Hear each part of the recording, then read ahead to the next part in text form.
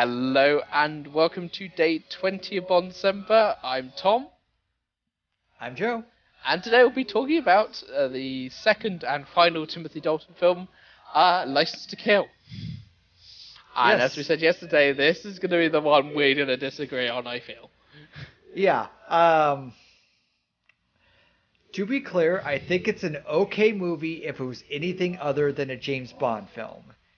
It absolutely does not work as a James Bond film, and we'll get into that. But Tom, I respectfully disagree. yes, I think this is basically it's dark. Like this is I feel a very very dark Bond film. Like, yes, this is I think as close to the edge as it gets up until the Craig year, which obviously has a far more modern and a far more sort of a darker and probably closer to the original Fleming novel sort of sense, at least with obviously Casino Royale and a couple of other films. And that's kind yeah, of why I like License to Kill. License to Kill is very much, a film that feels like, at the short and the long of it, this is, under that sort of very cultured, under that very, very polite, very erudite skin. Bond is a psychopath. Bond is a complete psychopath. he is a stone cold killer. Yeah, and he is made to be one by his government. Yeah, and it's like, and this film sort of very much goes, well, and it's the thing, I feel like up until this film, we have not really, Bond has clearly cared about characters before. There is, we have seen Bond particularly, and I feel that the closest that came previously to this is obviously on Her Majesty's Secret Service, where you do see, the more emotive side of Bond. This is, this is what happens when you go after somebody Bond actually cares about. And it ends badly for all concerned, because this film is brutal in place. Oh yeah, it is definitely extremely brutal. I would say either it's not brutal enough or it's too brutal in some parts. It's my thoughts with it are complicated, and it is. I don't know if I'm going to be able to properly elaborate on the time, but it's like I think I came up with the best analogy I could. It's like there was a series running alongside of the James Bond series that was Felix Leiter. It was the American Adventures of James Bond's friend Felix Leiter.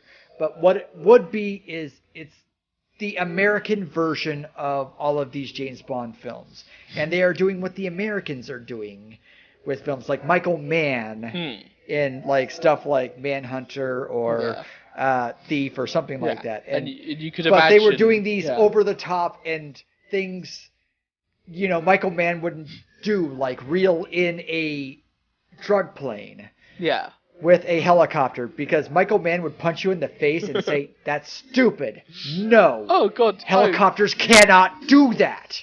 Oh God, yeah, I would absolutely agree. Yeah, absolutely. But the thing is, I feel with it is very much, and I would love them to sort of actually have like this parallel series where occasionally you'll get the relevant Bond just appearing in the Felix Leiter companion sort of thing, where he goes, "Oh, hello, Felix, you've come over to the UK to look for some, drug dealer or whatever. Oh, let me assist you for like a scene and a half, and then I will go away." But I mean, but because that doesn't exist, we have James Bond, the British and its traditional style wedged into an American drug movie. Yeah. And I don't think it works. There are just parts of it that, like, like one of the first things you see in this movie is like they're chasing Sanchez, Robert Davi's main villain, who is like come out of the open because his girlfriend left with some, you know, lackey of his, and who promised him freedom, but he catches up with her. Yeah. And the first thing he does is, it's off screen, thank goodness, but he pulls out the thing, but he whips her back to scarring. And it's off screen, but you can see him pull out, and it's like, it's a very unpleasant, unsavory thing that you don't normally see in James Bond movie. Granted, James Bond kind of, as we'll see in other movies like Skyfall, where there's literally a person who is sold as a sex slave and they just toss it off as, you know, just another guy Bond has sex with. But so it's not just this, but they do this, and then they have other scenes like of that nature. Yeah, absolutely. It definitely, and certainly in Bond before and after, you know, but if there's violence on screen, you know, to a thing, it's usually aimed at Bond, because like you obviously have the scene in Casino Royale that we'll get to. Yeah, but it's just this happens, and it's just like that entire character is just Lupe Lamora is just it feels weird, and it's just like there's a part of it I like because she is the villain's girl who lasts through the whole film, which doesn't happen a whole lot. And she plays both sides, and she is just trying to survive as a person who is caught in the middle of this ultra-powerful man. She wants to betray, but she can't because he is way too damn powerful. And there's this source, but she already got, you know, whipped and being scarred. But they don't... The movie, I don't know if it treats her very well. No, I will agree with that. I mean, I do feel like, you know... Which is particularly weird, because you then get Carrie Lowell's Pam Bovier, who is this incredibly capable, incredibly tough, almost sort of you know, almost sort of, I would almost sort of compare her to Linda Hamilton in Terminator 2, sort of, you know, this very tough, intelligent, you know, foil to Bond. And it's like, it's really weird, because you then have this other female character who is this very disempowered, you know, typical, you know, damsel in distress. Yeah, I will agree. I think it is the one thing on the film I would go, you know, no, if we were redoing this, she gets revenge on Sanchez, not Bond. Because I feel that would have a more... Yeah, but I feel this is where it sort of, you know, Bond becomes, you know, it almost starts to go back to reflect the novels, and, you know, because the novels are in places very dark. You know, Bond is basically a psychopath with the relevant paperwork. And yeah, you could absolutely imagine, and certainly, particularly, obviously, we talked about the sort of the way that Dalton fluctuates between sort of basically how Moore played it and how Connery played it. I could see Connery, you know, doing a lot of the stuff in this film. You know, obviously, yeah, and it's like, and a lot of it is very, and the action scenes are bloody good in this. You know, there is There's some stuff in the middle I don't really like very much. It's just a lot of the when they're getting infiltrating his organization, they have a lot of the submarines and, you know, the waters. It's as we have found, I do not like the water stuff very much. They try to do stuff, but at this point, MGM is really struggling for money. So the budget has stayed the same since Octopussy, and it shows in they can only wind up for two big action sequences, which is obviously the opening and the close. I mean, they do relatively well with what they have, but I find a lot of the action sequences from this movie are unsubstantial. But to the credit, there are replaced with scenes of like tension. Like, so the plot of this movie is James Bond and Felix Leiter help reel in literally this drug dealer, but he pays off somebody in the CIA to help him break out. And so then he does that. Then he reenacts his vengeance as business. So he kills Sharky, who is like, this is another thing where if this was an ongoing series, it's like, not Sharky, but he's played by Frank McRae, who is like the head of the police department who yells at every single police officer. And like that was his role for a good long while.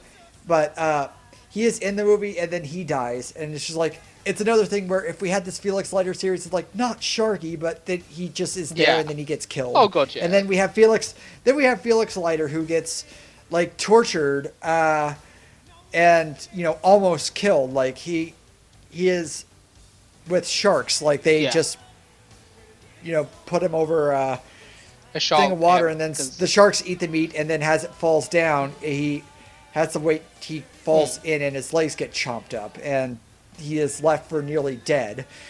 And that's business, but obviously James Bond does not see it that way. No, absolutely. And there is almost like I will sort of compare this to sort of things like like the Michael Winner's the Death Wish series, or like other revenge films. It does very much. It has that very gritty, very sort of I will go and I will get revenge on these people, and if it's extremely violent and extremely bloody, then so be it.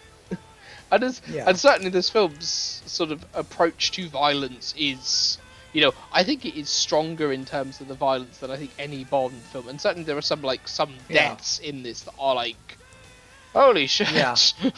When James Bond starts to infiltrate this organization, there's this goon that's been giving him trouble early in the movie called Milton Crest, played by Anthony Zerbe, who is like one of the character actors I recognize, but I never know quite who he is. But anyway, he is this sleazy guy who is just hanging around Sanchez's American business, and he is easily set up for to be framed for like money laundering. So James Bond steals this money, hides it in his thing, and it's like, this is where your stolen money is. And then they find it, and then there's this pressurization chamber, and Milton Crest is thrown into it, and then they turn the pressure up high until he explodes. Yeah. And they show a good amount of him expanding. Oh god, and this was actually cut down. I mean, this was like, this is one of the few times in Bond they went, we've gone too far. We need to cut this. Yeah. And it's like, that's fair. And so this film has a young, I'm just trying to find his name now. So a young Benicio del Toro, and he is another villain because, like, again, this film goes, hey, villainous sort of Southern Americans, how about them? And it, and it's very sort of Benicio del Toro gets killed off in a really brutal way. Yeah. And it's like, the thing is, he has a really good screen presence here, but I don't think he's used well. Like, he is there at the beginning, and then he's there. He is basically a plot element. So when he meets Pam Bouvier, who is the good Bond girl for this one, they're at this bar, and then Pam is like in more trouble than she expects because she has this stuff that has evidence that Sanchez is doing this stuff in Isthmus City, which is Panama, but we can't say Panama because Manuel Noriega and all sorts of other stuff, and we don't want to get killed, and we are actually shooting in Mexico City, and we will get killed if we do the wrong thing. This is before the Americans decided to go in and blast Van Halen at him. Yeah, but then so they meet, and Dario, the Benicio del Toro character, is basically the only person who recognized James Bond as a person who is not working for Sanchez, and who recognizes. And they have a bar fight in the middle of the movie, and it's like, this is an American bar fight movie with a fish-mounted thing involved in the fight, and I'm like, what the hell is this doing here? It's a swordfish. They got them on the wall. I know. They just they got it off the wall, but this is like, this does not belong here. Even if this does not belong here. This I bar fight does not belong in this movie. it Not belongs in in a a James Bond. Bond movie. Not if they were trying to make an American James Bond movie. Yeah. Not anywhere. But I really like the bar fight. I mean, perhaps this is just appealing to my very specific needs in action movies, like, you know, incredible violence and sort of, you know, people getting revenge and fishing sword fights. Yeah. I mean, what I will say about this is the only thing I will say about this is this gets, so basically the plot of this is Sanchez is, you know, has obviously killed, well, essentially murdered Felix's new wife, and basically left Felix for dead. Bond gets revenge, basically hands in his license and goes on a rip-roaring revenge, during which he basically kills everybody that Sanchez knows at this point. Yeah, and another part of the American part, he has to turn in his gun and his license to kill with M. Yeah. So there's that American cop movie part of it, which Yeah. that part works better than, you know, other parts, but Absolutely. But anyway, but sort of at the same time, I like, this is, you know, and obviously at the same time, Sanchez is, you know, basically carrying on his business of being a fantastically wealthy drug dealer, and has basically come up with a plan to get his drugs out of the country in basically disguised in oil. Mm-hmm. Yeah, and he's got these Chinese investors, and the only thing I will say about this is this sort of then goes on a little bit of a slightly crazed sort of thing with its subplots. Yeah. Because it then goes, oh, and by the way, you know, by the way, they're using a really sort of wacky religious cult as a front to sort of send coded messages to their drug dealers. And also, and the character is named Professor Joe Butcher. Yep. Like, and a little on the nose there, but also played by famous Vegas personality Wayne Newton. Yeah, who's having clearly having like a fucking whale of a time, sort of doing. Yeah, I just don't think his character fits with this movie. I mean, this is the thing. I love how sort of, you know, very much sort of, you know, this is almost the flip side to sort of, you know, some of the war films that it's, you know, it goes, oh, you want, you know, mostly cracking jokes with sort of occasional extreme violence. This is the other flip side. You get incredible violence with occasional jokes. And it sort of very much like feels, I will agree, like, it's not a perfect film by any means, but I had a lot of fun watching this. I enjoyed this film, but I will agree, like, when it starts getting to sort of about the second third of this film, and you start getting, you know, the subplot about the, you know, the Hong Kong narcotics department sort of going in, and people hunting after Bond, and, you know, the televangelist, and there's this character in this played by Anthony Starkey, who is like basically, you know, probably most famous from, you know, the television series Seinfeld, as Sanchez's financial advisor. You got this like little scrawny bloke throughout most sections of the films going, boss, this is a lot of money. Are you sure we can like do this? It's like, what are you doing here?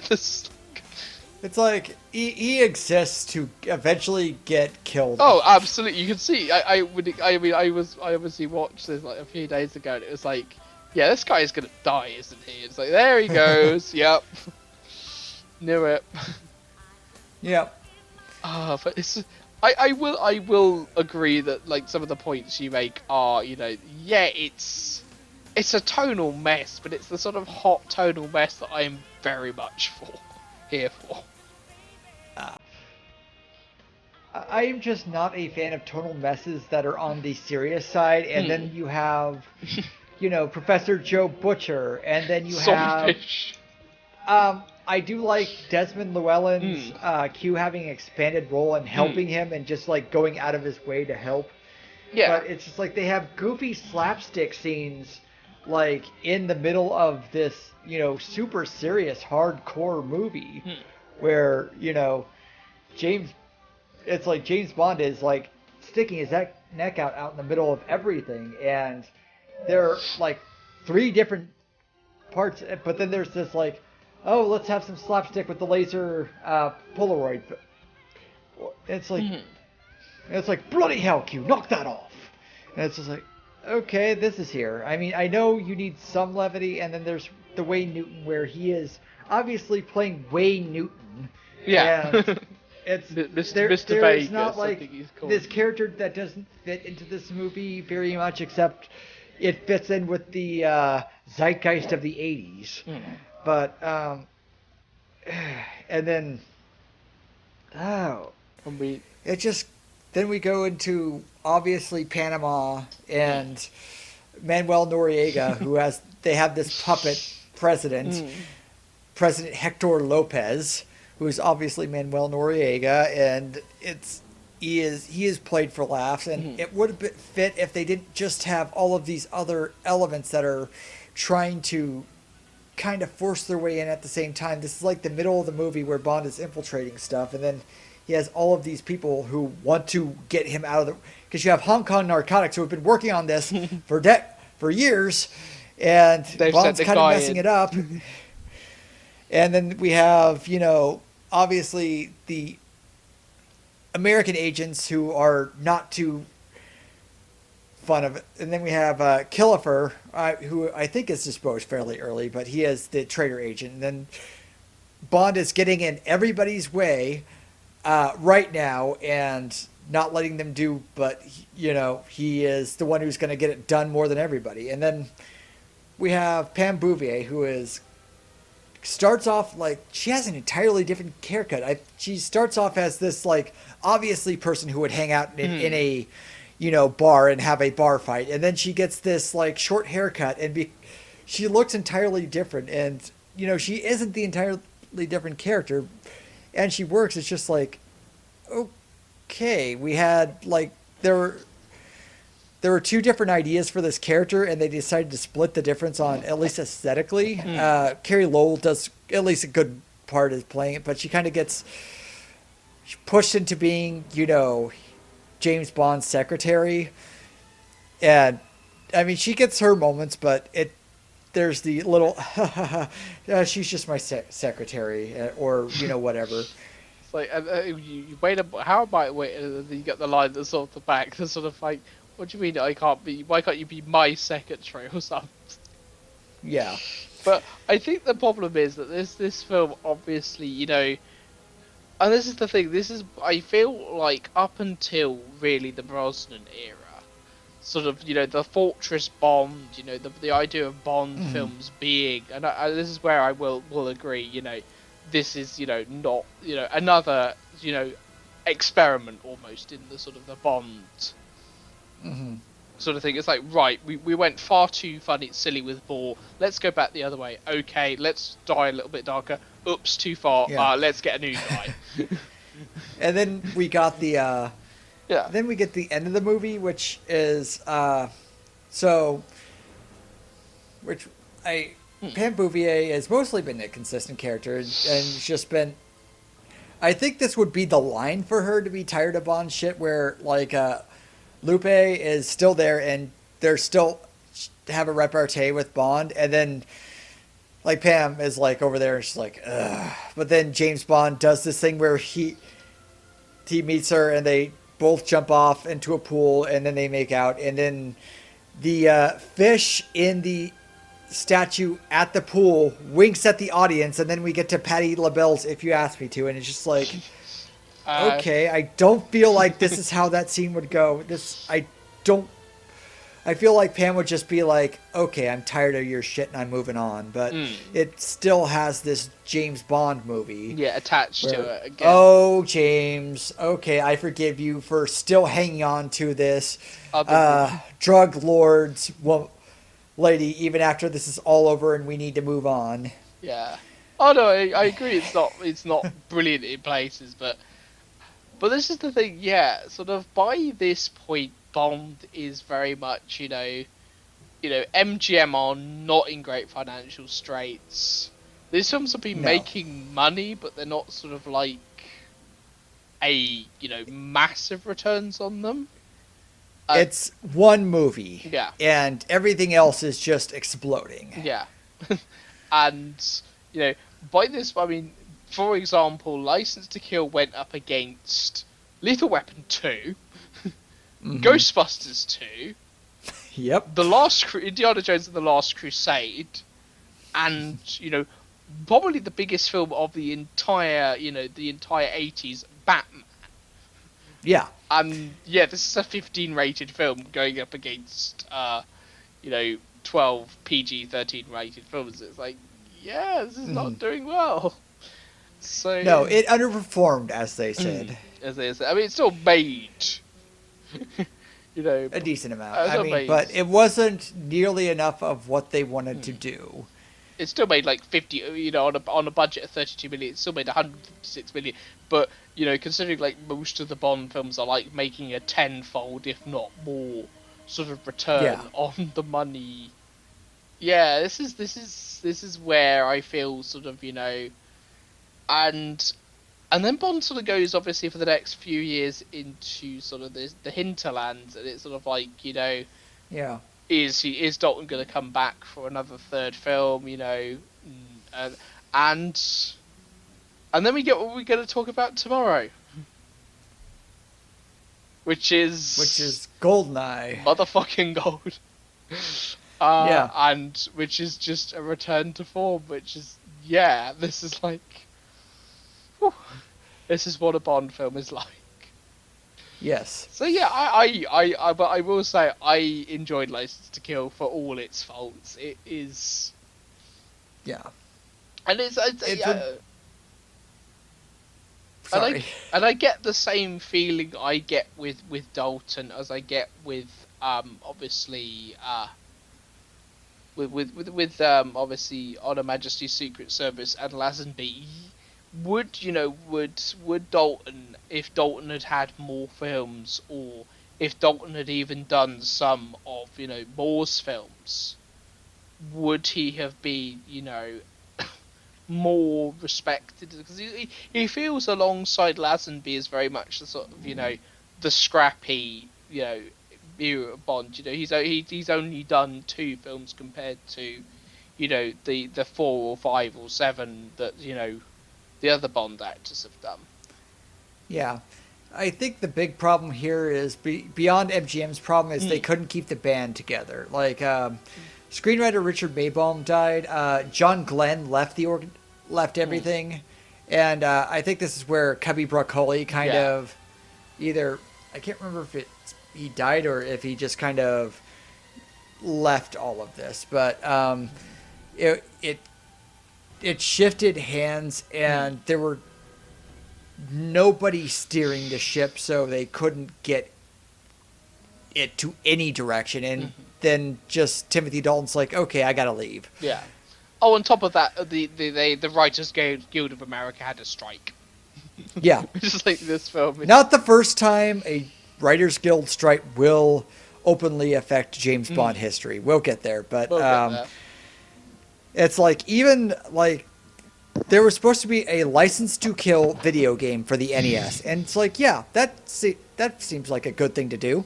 The problem was it was made by Tengen, and Tengen at the time, this was when they were going to bum rush. They had just announced that they had like bypassed the copy lock for Nintendo, and they can make all of their own cartridges.